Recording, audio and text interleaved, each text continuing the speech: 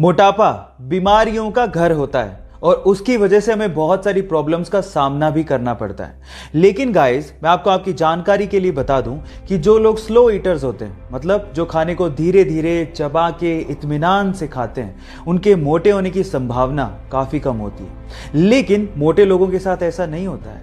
मोटे लोग, आपने कभी गौर किया हो तो वो बहुत ज़्यादा फास्ट खाते हैं, चबा के नहीं खाते। इस वजह से उनके मोटापे की प्रॉब्लम और ज़्यादा बढ़ते जाती है।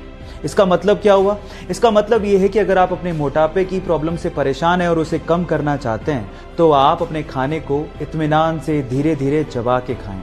आपने कहावत तो सुनी होगी, 32 बार चबा के खाना, जिससे आपका जो खाना होता है वो अच्छे से क्रश हो जाता है।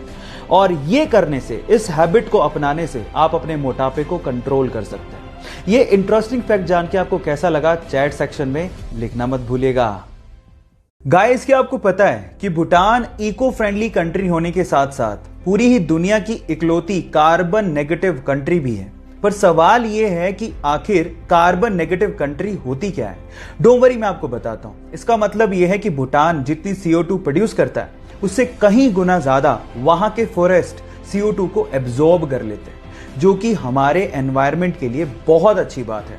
पर यह सब पॉसिबल हो पाया है वहां के लोगों की सोच की वजह से। जैसे कि सन 2016 में भूटान की महारानी ने एक राजकुमार को जन्म दिया और बजाय बड़ी सी पार्टी देने के वहां के राज परिवार ने 1,08,000 ट्रीज को भूटान में प्लांट किया। कितनी अच्छी सोच है ये। आपका इसके बारे में क्या विचार है? चैट सेक्शन में लिखना मत भूलिएगा।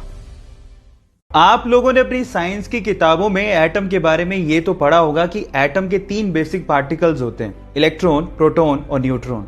लेकिन इंटरेस्टिंग स्टोरी है इनकी डिस्कवरीज को लेके। इलेक्ट्रॉन की डिस्कवरी सन 1897 में सर जे थॉमसन ने अपने कैथोड रे ट्यूब एक्सपेरिमेंट से की थी।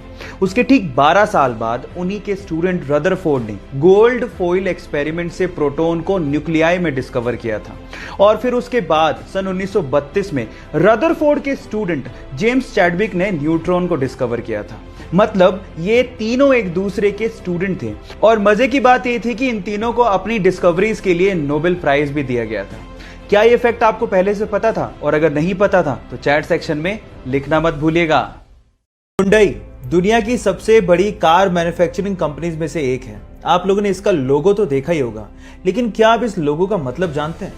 शुरू में तो ये सिर्फ एक लेटर H की तरह दिखता है, जो कि शायद आपके हिसाब से हुंडई को रिप्रेजेंट करता होगा, लेकिन इसका एक हिडन मतलब भी है। उसमें 2 लोग एक दूसरे का हाथ यूं पकड़ के खड़े हैं, जिसमें से एक है कस्टमर और दूसरा है हुंडई का रिप्रेजेंटेटिव। और वहां पर यह बताने की कोशिश की जा रही है कि कस्टमर और हुंडई के बीच में ट्रस्ट और सेटिस्फेक्शन का एक रिलेशनशिप है। क्या इस हिडन मतलब को इससे पहले तक आप लोग जानते थे? और अगर नहीं जानते थे तो चैट सेक्शन में लिखना मत भूलिएगा। गाइस, आप लोगों ने लोयन, टाइगर, इन सब स्पीसीज के बारे में तो सुना होगा, लेकिन क्या आपने कभी लाइगर के बारे में सुना है? Liger, LIGER। अब आप लोग कहोगे कि ये क्या है? डोंट वरी, मैं आपको बताता हूं। जब एक मेल लोयन और एक फीमेल टाइगर आपस में क्रॉस ब्रीडिंग करते हैं तो उससे जो ब्रीड पैदा होती है उसे लाइगर कहते हैं।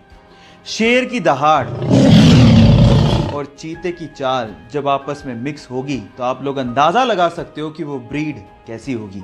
टाइगर तो जानते होगे, अब आप लाइगर के बारे में भी जानते हो। ऐसे ही इंटरेस्टिंग वीडियोस के लिए मुझे फॉलो करना मत भूलिएगा। मिलते हैं अगले वीडियो में। Thank you. गाइस, एक बहुत ही इंटरेस्टिंग फैक्ट बताता हूं। अमेरिका के आर्कनसास में एक डायमंड की माइन है जो कि पब्लिक के लिए ओपन है। मतलब यह कि वहां पे कोई भी जा सकता है, डायमंड को ढूंढने की कोशिश कर सकता है, और अगर डायमंड मिल गया तो वो डायमंड उसका। इस माइन का नाम है crater of diamond state park, जो कि 911 एकड़ में फैला हुआ है।